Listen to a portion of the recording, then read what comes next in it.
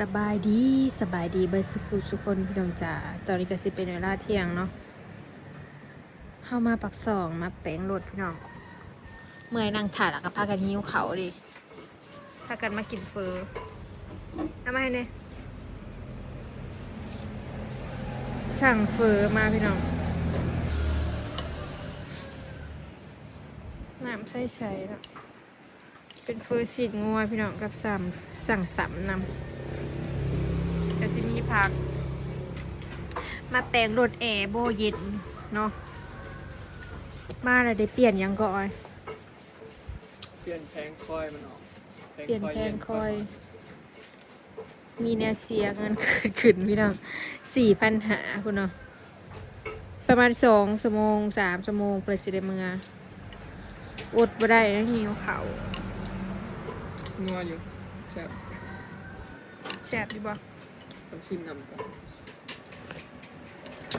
เด้อกินข้าวเที่ยง พี่น้องคุณเจอ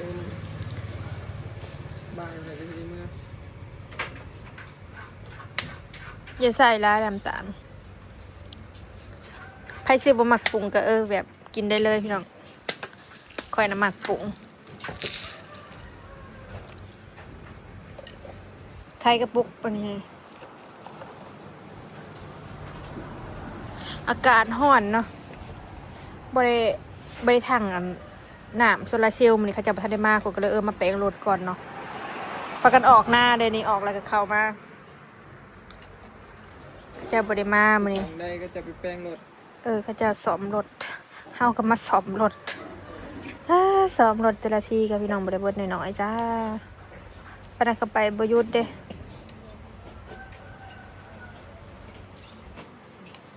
ก็สิได้ซื้อหัวหารอีกแล้วเนาะแม่เดือนนึง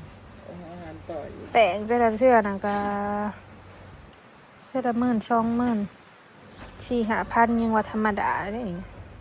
แปลงรถนี่มันบ่เย็นลมออกฟูพาลิดออกหน้ามือน่ะนะ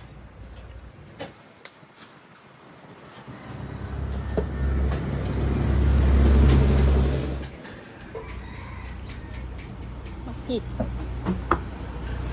กับผักให้ได้จ้า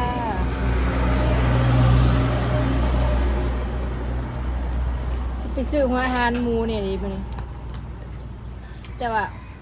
หัวอาหารเขาสิสั่งเขาจะมาส่งเอาพี่น้องแก่บวยหลุดกันนักขันแก่กัน2-3 เที่ยวจังสิเบิดอดเลี้ยงอีกเดือนหนาเนาะซื้ออีกเดือนหนาเดือนเฮือเนี่ยสิได้ข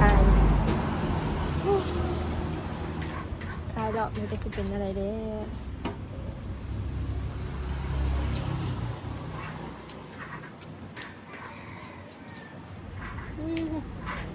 นัวเลย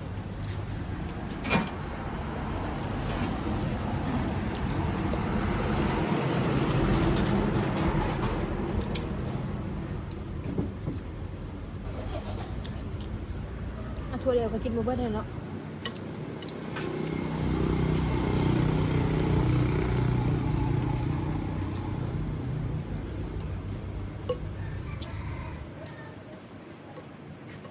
ยังสั่งตำหวย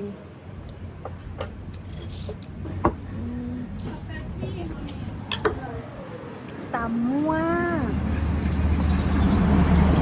ซีบบังก่อนเขาหิวเขาแล้วเขาตายไงบัวทองบ่เนาะ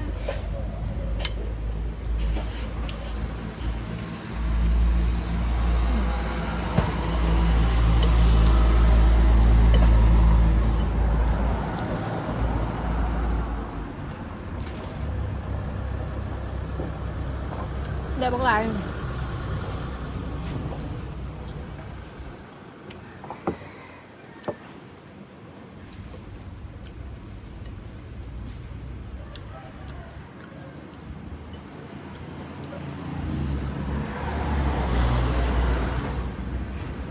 เจ้าก็บ่ได้บอกอีแม่เกลือหมูอ่ะ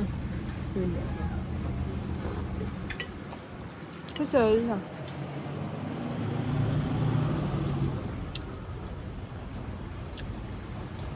แล้วไปหูเนี่ยค่ะ อยากร้านอีกด้วยค่ะ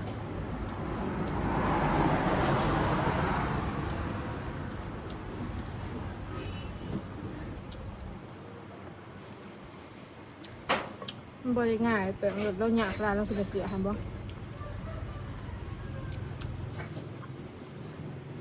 ร้านก็มักนอนตอนเที่ยง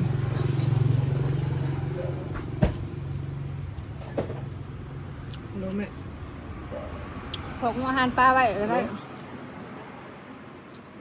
อันถอกว่าจักหน่อยบ่ได้นอนเมื่อน่ะถอกว่าอาหารอันหมูมันเด้อถอกว่าอาหารปลาไปชื่อดอกเมื่อสิอาบน้ำมันฮะชื่อหยังเกาะบ่ได้ยินเออเจ้าสิเอาหยังอยู่บ่เอาได้ไหมเดี๋ยวถามว่าซื้อเอากินให้แล้วคง พี่แม่เราอยากแกงเฮ็ด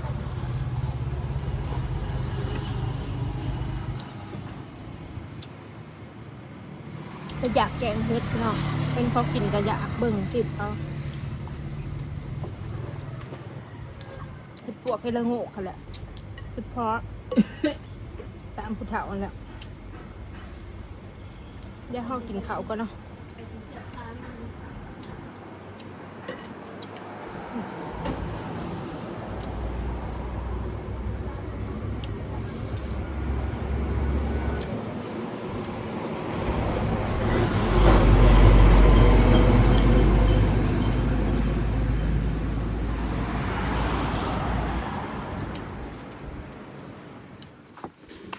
จากที่มาไปกินข้าวก็มาเฝ้ารถต่อยังบ่ได้กลับจ้า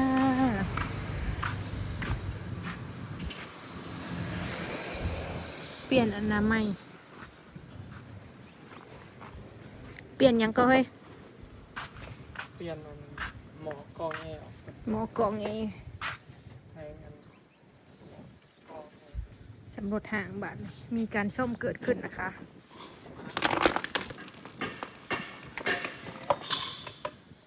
แปลเผื่อสิแล้วเพิ่งเติบ สร้างพนักมันชั่วโมง2 ชั่วโมงคนนะ ชั่วโมง2 ชั่วโมงพอเราต้องแปลงเราต้องคนออกมาประกอบอีก แปลงบ่ยากยากมาก อหยังว่าแปลงบ่ยากยากมาก คือเขาจะหูเนี่ยว่ามันแปลงหมดใดนะ แปลงบ่ยากยากประกอบบ่จัก แต่ว่ายากมากยากประกอบปกติ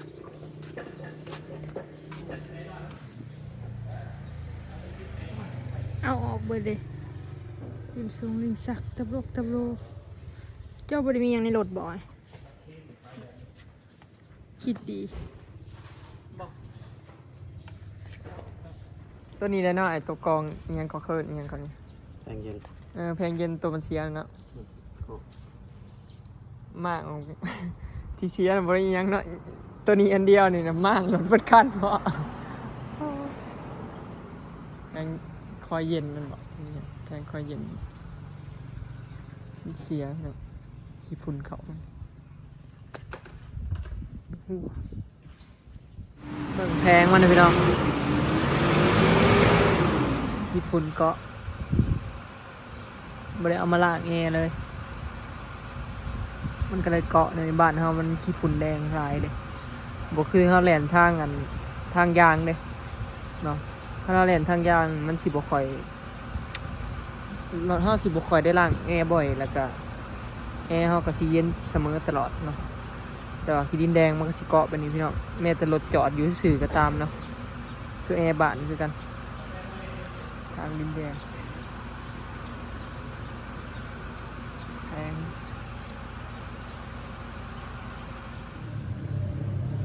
นอนรับตื่นๆนะครับ ตอนนี้จนสิฮอด3 โมงแม่ประมาณแต่จักโมง อามาตั้งแต่11 โมง 11 โมง 2 ชั่วโมงกว่าแล้ว จนคนไปนอนอยู่เตียงในตื่นหนึ่งแล้วพี่น้องมันใส่เวลาเนาะถ้าทำแปลงรถเกือบเบิ้ลมือ เบิดมื้อนะ ถ้าต้องมีเวลาว่างแล้วมันถึงมาได้ กันยังว่า ว่างบ่ว่างก็ต้องได้มาแล้วจ้ามัน บ่เย็นได้แนวนั่งมันใจจะขาด มันเคยนั่งอันนั้นเนาะ ไปซื้อหัวอาหาร กับเวลาอยากเป็ดจำเป็นเลยพี่น้องเฮาอยากไปซื้ออาหารนี่สินะอยากไปเวียกเฮามันก็ต้องใส่รถใหญ่สินะเฮาต้องไปซื้ออาหาร เบิร์ดทำกับเบิร์ด เนี่ยห้ามกับเหลือสอบเดียวสิเบิดนะห้ามกับแต่ว่าจ้องไว้อันอยู่ นมลูก นมลูกอีก นมลูกกับเบิร์ดเด้ออย่าลืมซื้อเมื่อเด้อมื้อนี้เหลือก็ซองสุดท้าย ถ้าซื้อมากใช่ไหมต้องไปจดเสร็จปุ๊บมาแล้วจะลืมเพราะว่าแนวซื้อเพราะมัน หลายอย่าง มันหลายอย่าง 1นมหัว ซื้อ 2หัวอาหาร3ห้ำ